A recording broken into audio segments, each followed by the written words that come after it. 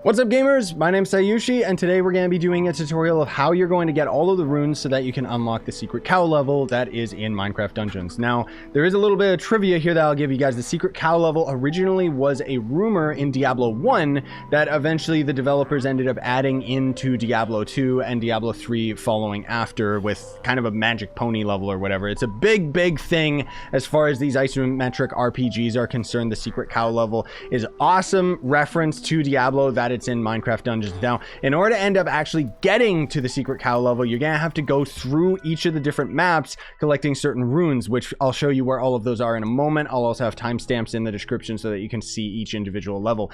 But you're going to have to beat the game once, okay? So you gotta end up beating the Arch-Illager and unlocking the adventure difficulty. You don't have to do this on the adventure difficulty, you just have to have it unlocked. And then basically what's gonna happen is when you're in the hub area over here, you'll see that this secret platform or whatever, like this, opens up, and all you gotta do is just come over here, and when you end up walking down through this forest area, there is going to end up being the castle with the drawbridge. You will hit the lever right here, and then you will lower the drawbridge. Once you end up going inside the castle, you'll see a bunch of funny pictures relating to the developers and stuff, and if you guys want to discover all of this stuff for yourselves, you can actually interact with this dog picture right here, and it'll give you a hint by playing a sound effect from the level that the rune is in, as well as a hint of where the switch is. So you saw that that was a library. This one's just showing that it needs a gold key, so you can kind of figure it out from there. But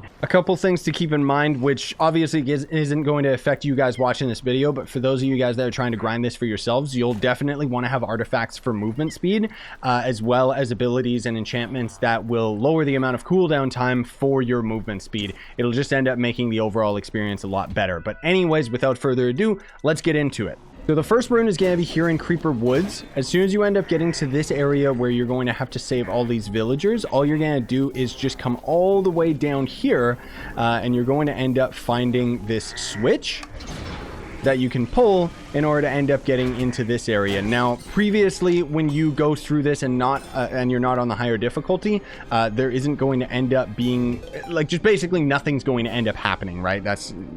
You can only end up doing this once you've gotten to adventure mode. And then when we end up going all the way through here, we press this button, and it's very pretty, it's very beautiful, and we now have picked up our first rune. The cool thing is that we can actually just leave the level. We don't even have to complete the objective. You can literally just pause the game and return to the camp at any time. The second one is in Soggy Swamp. Pretty much as soon as you end up beating the cauldron, which we'll be able to one-shot just because we're so early on in the game, there's going to end up being a pillar that you can end up interacting with. So you just keep going a little further than the cauldron, but instead of actually going into the door, it's just going to be hidden right here beneath the mushrooms. We can go inside here, and we're going to end up having a similar area so that we can end up getting the second rune. I really love the way that this looks, though, by the way. Boop! There we go. The next rune is going to be in Pumpkin Pastures. Now, it's not actually down here. I just wanted to show you guys that when you run into this, it might look a little bit different because sometimes the wall will generate sideways, sometimes forward, but you're looking for this wall right here. Just make sure that you get onto the wall, and you'll see the lever or switch right behind the boxes, and then you can hop into the cave and grab the next rune. Boop! A good way to tell if you've gone past that rune that's in the Pumpkin Pastures is if you get to the Arch-Illager's wave defense section, that means you've gone too far. The next rune is going to be in Cacti Canyon. When you end up getting to this area, just before you grab the blue key, you're going to have to deal with a wave of enemies. And then right back here is going to end up being your switch that will end up getting you into the next rune cave. Yoink! The next rune is going to be in Redstone Mines, and once you get to the second area where you have to free the workers, it's actually going to end up being on the left side of the wall behind the villager that's all the way in the bottom left. You're going to end up hitting this button to end up opening the area for the next rune.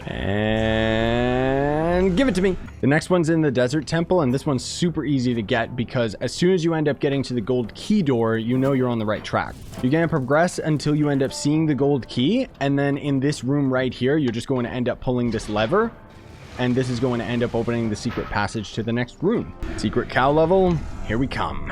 So now we're in the Fiery Forge, and when you get to the location that has this already destroyed golem dude, It's literally right down here. You just pull the switch. I was gonna say lever. I don't know. I keep messing it up. Okay, forgive me. But anyways, then you're going to end up finding our next rune. Show me the money. Next is going to be Highblock halls, and you're going to keep progressing through the level until you end up getting to this courtyard where all this rain is. And then you just kind of come to the edge of the map here, and when you can end up getting onto this roof, that means you're in the right place, because you're just looking for this little unlit torch right here that you're going to turn in order to end up opening another rune location.